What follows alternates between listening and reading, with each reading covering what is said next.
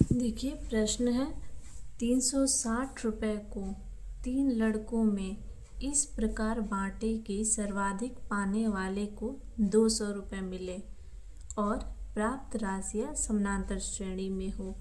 यानी कि आप देख सकते हैं आपके पास कुल रुपए कितने हैं 360, यानी कि SN बराबर 360।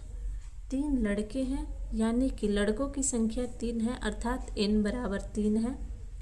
में इस प्रकार बांटे कि सर्वाधिक पाने वाले को 200 रुपये मिले, यानी कि 200 जो है आपका A3 हो गया क्योंकि A1 और A2 से ये अधिक होगा क्योंकि ये सर्वाधिक राशि प्राप्त कर रहा है और प्राप्त राशियाँ समानांतर श्रेणी में हो। ठीक है, तो यहाँ पे पहले देखेंगे कि क्या क्या दिया हुआ है प्रश्न में। तो N का मान दिया हुआ है 3, S3 या SN कह लेंगे इसे, तो हम S3 ही लिख रहे हैं। S3 का मान दिया हुआ है 360। हमें ज्ञात करना है A1, A2 और A3 का मान पहले से दिया हुआ है 200। यहाँ पे हम इसे A1 भी मान सकते हैं और A3 भी मान सकते हैं क्योंकि जब समानांतर श्रेणी में लिखते हैं तो सार्व अंतर धनात्मक संख्या भी हो सकता है या ऋणात्मक संख्या भी हो सकता है, कोई भी हो सकता है, शून्य भी हो सकता है। तो हम यहाँ पे अपने सुविधा के अनुसार A3 मान रखे हुए हैं। आप चाहें तो इसे A1 भी मान सकते हैं। अगर आप इसे A1 मानेंगे तो आपको A2 और A3 प्राप्त करना पड़ेगा जो कि एक घटते क्रम में प्राप्त होगा क्योंकि सर्वाधिक पाने वाले को 200 रुपये ही प्राप्त हो रहा है और अभी जो हमने लिखा है A1 A2 यह बढ़ती क्रम में राशि प्राप्त होगी। तो आइए देखते हैं हमारे पास क्या क्या दिया हुआ है। सबसे पहले A3 दिया हुआ है यानी कि A3 बराबर 200। A3 का फॉर्मूला या मान क्या हम लिखते हैं सामान्यतः A प्लस 2D क्योंकि होता है A plus N minus 1 into D। तो N का मान 3 है तो हो जाएगा 3 माइनस 1 तो हो जाएगा 2 और D, इसीलिए हम A3 के लिए लिखते हैं A प्लस 2D। जैसे A1 को A, A2 को A प्लस D, A3 को A प्लस 2D, A4 को A प्लस 3D इसी क्रम में लिखते हैं। अतः हमने A3 के लिए A प्लस 2D लिखा है। A3 बराबर कितना है 200। इसे हम समीकरण फर्स्ट मान लेंगे। अब हमारे पास दिया हुआ है S3 बराबर 360, यानी कि S3 बराबर 360 दिया हुआ है। अब हम S3 का सूत्र लिखेंगे जो कि होता है N/2 और N के जगह पे 3 है तो हम लिखेंगे 3/2 इंटू 2A प्लस N के जगह पे 3 है तो 3 माइनस 1 इंटू D बराबर में कितना है 360।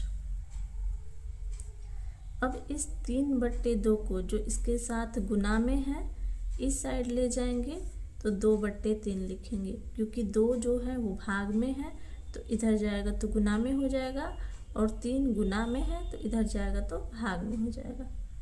तो यहाँ पर क्या बचेगा 2A plus 3 minus 1 into D। तो लिखते हैं हम 2A प्लस 3 माइनस 1 2 और D बराबर 360। ये 2 गुना में होगा और ये 3 भाग में होगा। ये 3 को अब हम यहाँ पे काट देंगे, 3 एकम 3, 3 दूने 6, 120 से। अब हमें प्राप्त हुआ 2A प्लस 2D बराबर 120 दूना 240। इसे हम समीकरण सेकंड मान लेंगे। अब हम समीकरण सेकंड में समीकरण फर्स्ट को घटाएंगे।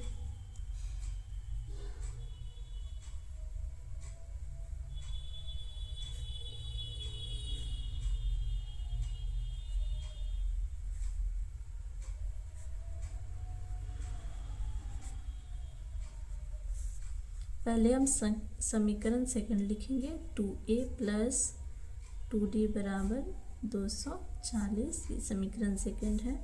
और फर्स्ट है a प्लस 2d बराबर 200। अब हम घटाते हैं तो चिन्ह को बदलते हैं, इसलिए जहाँ प्लस है वहाँ पे हम माइनस लिखेंगे। और अब हम घटाएंगे, 2a में से a जाएगा तो a बचेगा, और 2d में से 2d जाएगा तो कुछ नहीं बचेगा, और 240 में से 200 जाएगा तो 40 बचेगा, यानी कि a बराबर 40 हमें प्राप्त हो गया। अब इस a का मान हम समीकरण फर्स्ट या समीकरण सेकंड किसी में भी रखेंगे तो हमें d का मान प्राप्त होगा। तो a का मान हम समीकरण फर्स्ट में रखते हैं।